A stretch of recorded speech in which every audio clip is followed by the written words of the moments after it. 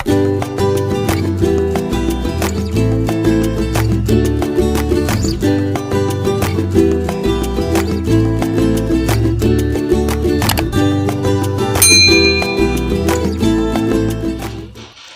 guys, assalamualaikum, welcome back to my channel everybody. Yup, semua kembali ke channel saya Hanawa TV. Terima kasih klik video ni. Semua kamu yang klik video ni sehat-sehat selalu, dipermudahkan urusannya. Yang belum menikah cepat nikah, dipermudahkan. Siapa yang belum ada anak semoga dipermudahkan ada anaknya. Amin ya rabbal alamin. Jadi baru-baru ni aku ada tengok video yang viral tau, yaitu video selawat Ashil Azam dan juga ratusan ribu bansir satu abad ni. Siapa-siapa yang belum tengok video nanti aku letak linknya di atas. Tapi yang membuatkan aku mau tahu lagi tentang NU ataupun Nahdlatul Ulama yang dikatakan salah satu organisasi Islam terbesar di Asia lah. Dan aku tertarik sama satu video ini daripada channel Pojok Terang. Lebih banyak dari negara Arab organisasi Islam terbesar Nahdlatul Ulama. Kalau kamu mau tahu, sebenarnya aku pun baru tahu ya tentang organisasi ini. Anyway guys, siapa yang tahu nanti kamu komen bawah. Lepas lama-lama lah, let's go to the video.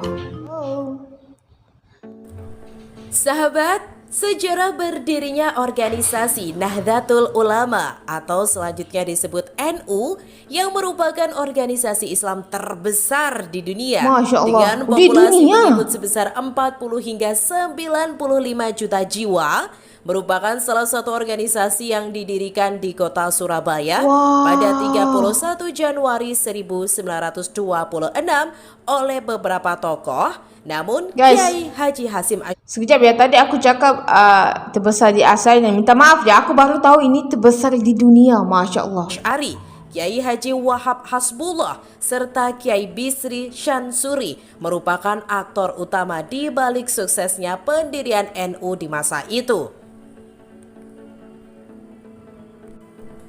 Wah. Berdirinya NU bertepatan dengan tanggal 16 Rajab 1344 Hijriah, yang mana peristiwa bersejarah ini lahir di kediaman Kiai Haji Wahab Hasbullah di daerah Kertopaten. Asal daripada Indonesia ya. Jauh sebelum adanya NU, Kiai Haji Wahid Hasbullah juga sempat mendirikan beberapa organisasi di Indonesia, di antaranya pada tahun 1914 bernama Taswirul Afkar, yang merupakan kelompok diskusi para ulama dan cendekiawan di masa itu. Masya Allah. Tak cukup sampai di situ saja sahabat, Kiai Haji Wahid Hasbullah juga kembali mendirikan Nahdlatul Wathon pada tahun 1916 dan Nahdlatul Tujjar di 2 tahun setelahnya, yaitu di tahun 1918. Di saat mendirikan NU, para ulama mendiskusikan nama apa yang cocok untuk digunakan pada ormas ini. Ketika berkaca dari sebelum-sebelumnya keluar sebuah nama dari Kiai Haji Abdul Hamid, salah satu ulama asal Sedayu Gresik. Beliau mengusulkan sebuah nama untuk bisa dipakai, yaitu Nuhudul Ulama, yang berarti kebangkitan ulama, yang kemudian Kiai Haji Mas Alwil Abdul Aziz, yang menurut beberapa sumber, beliau ini juga memiliki hubungan darah dengan keluarga Ampel, berpendapat bahwa kebangkitan bukan lagi kata yang tepat untuk menggambarkan perjuangan ulama pada masa itu, karena kebangkitan ulama sudah berlangsung sejak dahulu. Hanya saja kebangkitan itu belum bisa bersatu secara organisasi. Beliau lalu menawarkan nama Rupanya organisasi Islam sebelumnya memang banyak sudah ya, dari tahun 1918, 1918, Masya Allah lamanya. Nahdlatul Ulama, yang sebenarnya tidak ada perubahan mencolok secara bahasa, akan tetapi dalam pemaknaan namanya Nahdlatul Ulama lebih mengarah kepada kebangkitan secara bersama-sama dengan pergerakan serentak yang terorganisasi. Ini Indonesia zaman dulu kah guys? Nahdlatul Ulama juga tidak bisa dipisahkan dari Ahlus Sunnah wal Jamaah atau Aswaja. Sebagai tujuan berdirinya organisasi ini, NU hingga saat ini terus mengembangkan semangat mewujudkan tatanan masyarakat yang berkeadilan demi kemaslahatan dan kesejahteraan umat agar terciptanya rahmat bagi alam semesta. Semangat ini juga masih terus dikembangkan ke penjuru dunia melalui kepengurusan cabang di setiap negara tujuan. Guys, siap. Januari Yang membuatkan aku kagum itu ya, ini organisasi Islam terbesar di dunia dan dia yang membuatnya ialah Indonesia sendiri, Masya Allah. Dari tahun 2023 ini sahabat, Nahdlatul Ulama memperingati 1 abad kelahiran sejak tahun 1926 secara kalender Masehi. Seharusnya umur Nahdlatul Ulama masih 97 tahun, namun disebabkan kesepakatan saat Muktamar NU ke-32 pada tahun 2010 di Makassar, Sulawesi Selatan memutuskan agar peringatan hari lahir NU mengikuti kalender Hijriah. Maka genap sudah 100 tahun umur NU dari 1344 Hijriah sampai tahun ini di 1444 Hijriah. 100 tahun sudah, Masya Allah lamanya. Selain itu, ada beberapa ormas Islam yang sempat lahir di Indonesia. Selain dari mereka eksis sampai sekarang, namun ada juga yang harus mengakhiri sejarahnya karena problem-problem tertentu. Kemunculan ormas-ormas Islam sebetulnya bukan tanpa sebab.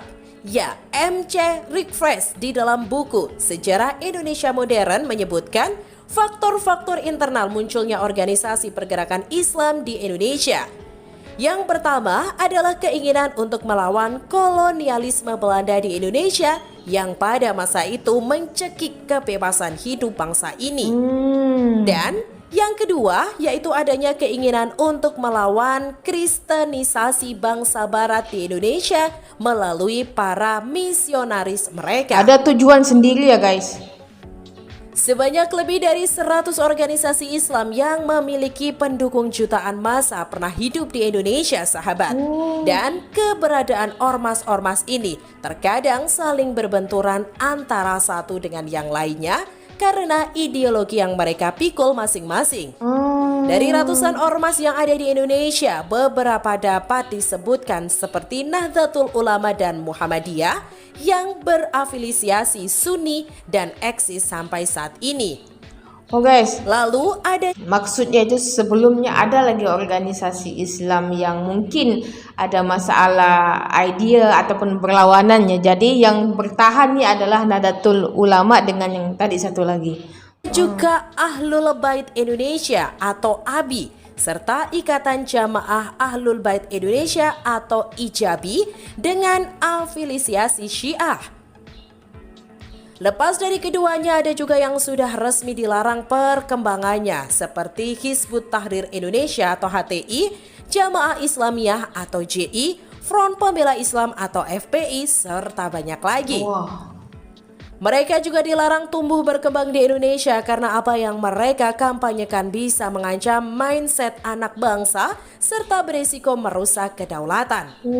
Ormas-ormas ini juga berkembang cepat sejak dini disebabkan fakta bahwa Indonesia adalah negara mayoritas Islam terbesar di dunia.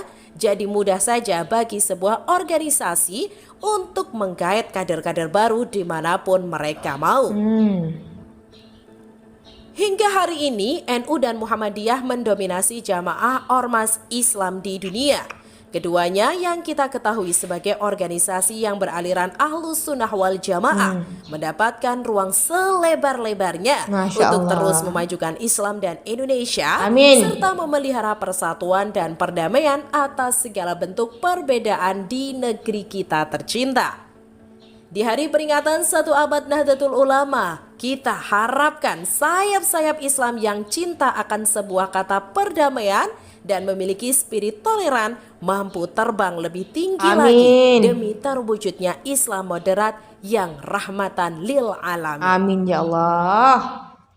So guys, tadi video berkenaan dengan organisasi Islam terbesar di dunia, Nahdlatul Ulama. Masya Allah, rupanya banyak sekali info-info yang aku dapat daripada video ini. Dan sebenarnya sangat beruntung sekali bagi yang beragama Islam sebab dapat buat organisasi yang dulu banyak halangan, banyak rintangan, sekarang menjadi salah satu terbesar di dunia. Masya Allah. Dan jujur ya guys, aku sentuh hati bila aku dapat tahu organisasi Islam ini merupakan daripada Indonesia sendiri. Indonesia yang membesarkan sampai sekarang, Masya Allah. Dan apa yang aku harapkan doakan semoga organisasi ini semakin besar dan banyak benda-benda positif yang kita akan dapatkan untuk orang lain, untuk masa hadapan juga. Terima kasih banyak-banyak tengok video ni. Terima kasih yang support guys. Terima kasih banyak-banyak. Kalau ada rezeki kita jumpa the next video macam biasa. Assalamualaikum. Thank you and I love you. Bye bye.